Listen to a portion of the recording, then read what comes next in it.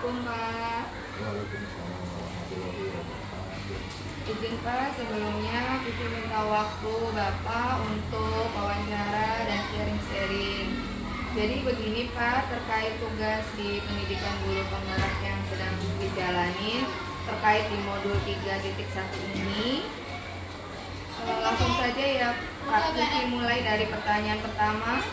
Selama ini bagaimana Bapak dapat mengidentifikasi kasus-kasus yang merupakan dilema etika atau bujukan moral? Saya mengambil dulu suatu permasalahan yang membutuhkan permasalahan faktual dan menentukan suatu keputusan untuk berdasarkan peraturan.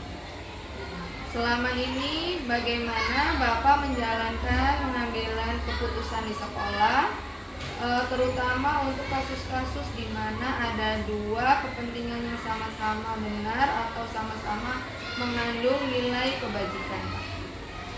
Dalam pengambilan keputusan itu harus selalu dikembalikan semuanya pada aturan.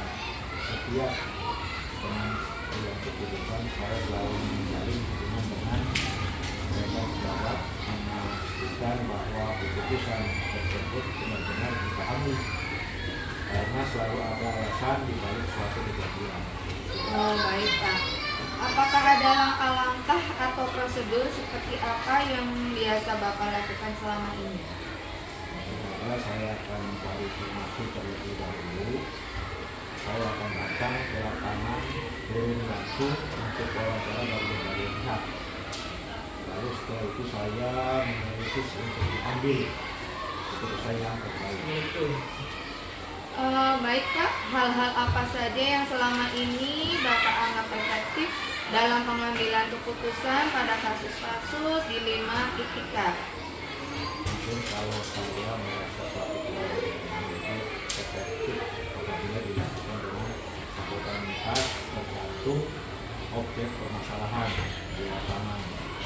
Saya mengobrol dengan tim manajemen sekolah, pelajaran, wakaset, dan guru-guru senior, didengar pendapatnya supaya ada keputusan bersama. Baik Pak, hal-hal apa saja yang selama ini merupakan tantangan pengambilan keputusan pada kasus-kasus dilema etika Pak? Ini tantangan yang dihadapi dalam pengambilan keputusan apabila kurang bisa diterima. Untuk tentu saja kita harus bisa meyakinkan orang-orang yang terlibat dengan keputusan kita. Baik Pak, apakah ada memiliki sebuah tata cara atau jadwal tertentu dalam sebuah penyelesaian kasus dilema etika? Apakah Bapak langsung menyelesaikan di tempat atau memiliki sebuah jadwal untuk menyelesaikannya? Bentuk atau prosedur seperti apa ya Pak yang Bapak lakukan atau dijalankan? Mengenai jadwal mungkin tidak ada jadwal tertentu.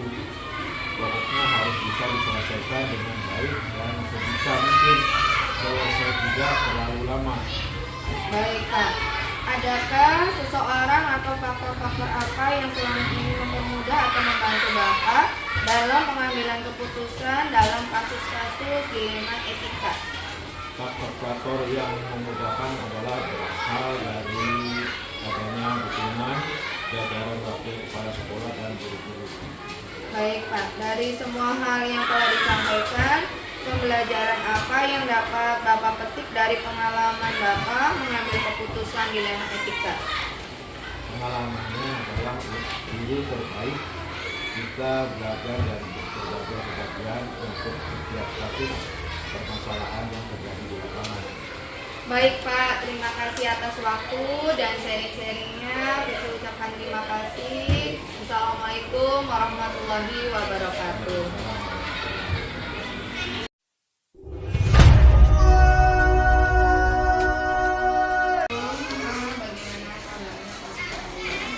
Waalaikumsalam. Alhamdulillah baik.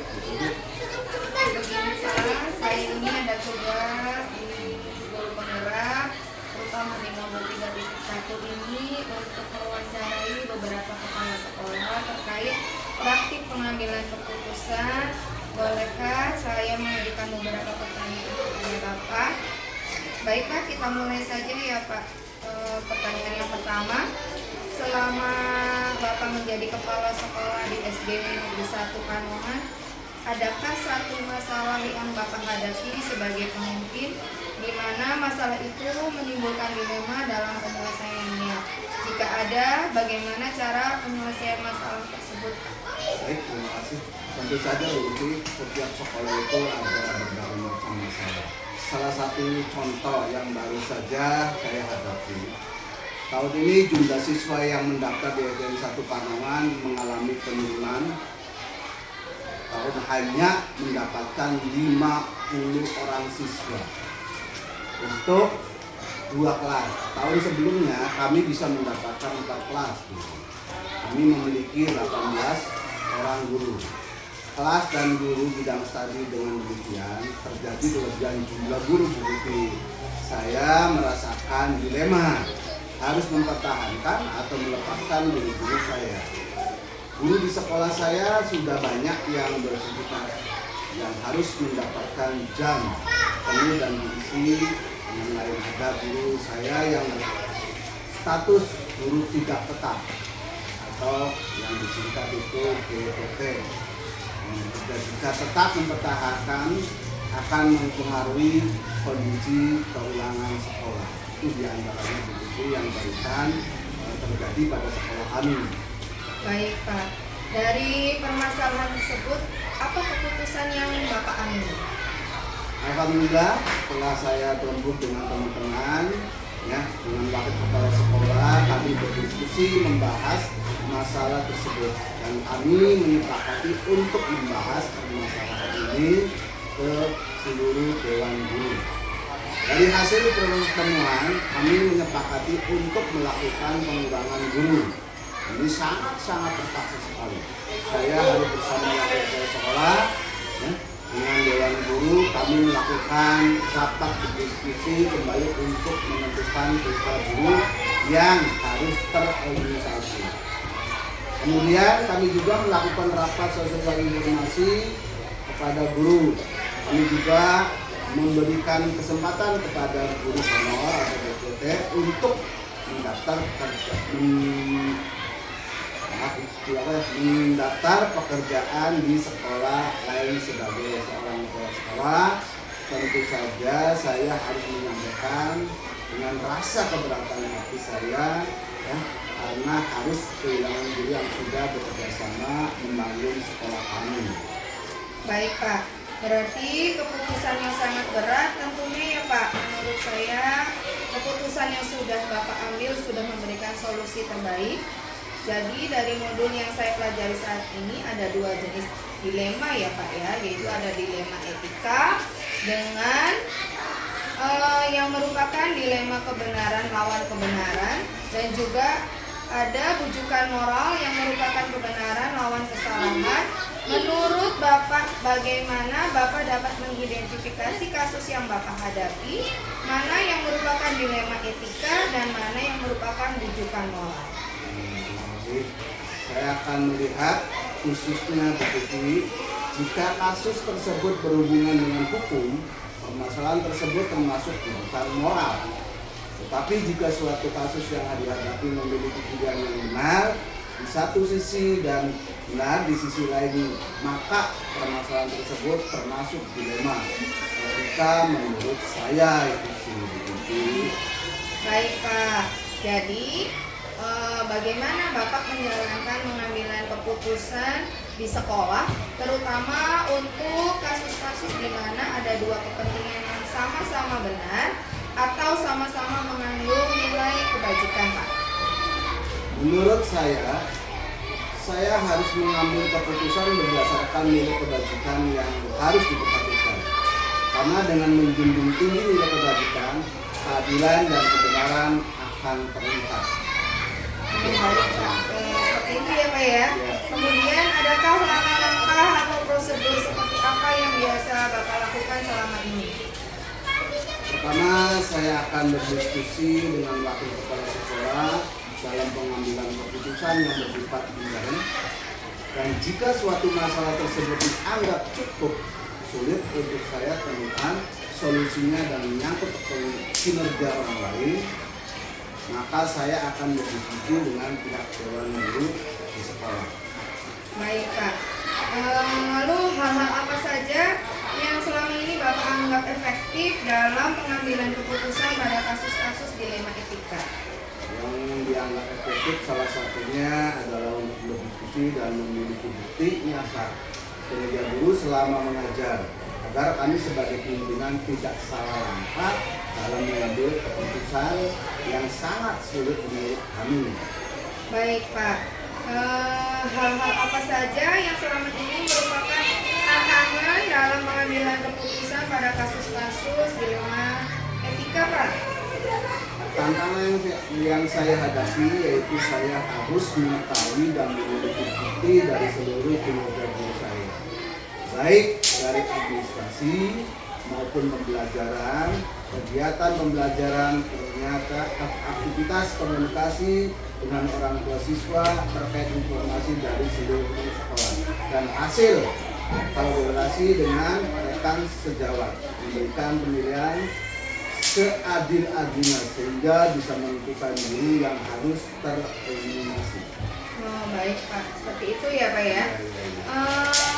Apakah Bapak memiliki sebuah jadwal tertentu dalam sebuah penyelesaian kasus dilema etika? Dan apakah Bapak langsung menyelesaikan di tempat atau memiliki sebuah jadwal untuk menyelesaikannya, bentuk atau prosedur seperti apa yang Bapak jalankan? Kalau penjadwalan saya kira tidak ada, ya. Tetapi dalam pengambilan keputusan ini saya membutuhkan waktu untuk mengambil keputusan. Kenapa? Menyangkut kepentingan orang lain. Ini membutuhkan pertimbangan yang sangat sulit, tentu saja dengan matang, sehingga saya perlu dengan waktu dalam memantapkan keputusan yang akan saya ambil. Baik Pak. Lalu adakah seseorang atau faktor-faktor apa yang selama ini mempermudah atau membantu Bapak dalam pengambilan keputusan dalam kasus-kasus dilema etika tersebut Pak? Menurut saya, keyakinan yang ada pada diri saya yang menjadi faktor terkuat dalam mengambil suatu keputusan. Selain itu, saya membutuhkan pertimbangan dari orang lain, seperti diantaranya yaitu laporan sekolah, termasuk dewan guru, ya, dan melibatkan juga yaitu komite, ya, dan kejujuran dari apa yang sudah saya ucapkan untuk menyelesaikan suatu permasalahan. Baik Pak. Dari semua hal yang telah disampaikan, pembelajaran apa yang dapat Bapak petik dari pengalaman Bapak mengambil keputusan dilema etika tersebut Pak? Jadi menurut saya pembelajaran yang bisa dipetik adalah dalam mengambil keputusan harus dipikirkan dengan matang dan bijak dan tidak terburu-buru, supaya di dalam pengambilan keputusan itu hasilnya yang baik. Itu saja barangkali. Terima kasih Pak Sumardi atas waktunya. Mohon maaf sudah mengganggu waktunya. Ucapan terima kasih. Assalamualaikum warahmatullahi wabarakatuh.